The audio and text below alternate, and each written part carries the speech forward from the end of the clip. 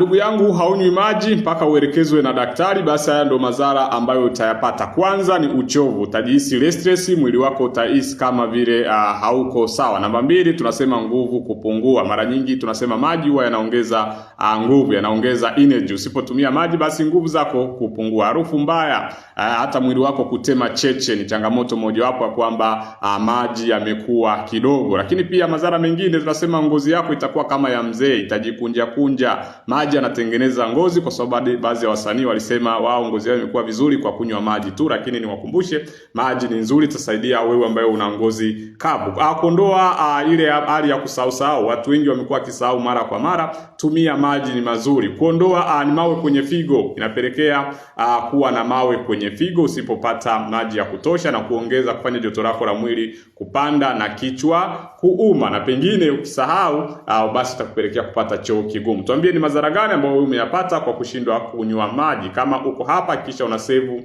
video hii na kuendelea kulike, kushare ili na wengine waweze kuelimika. Karibu Dr. Jimmy aweze kukupatia msaada wa afya.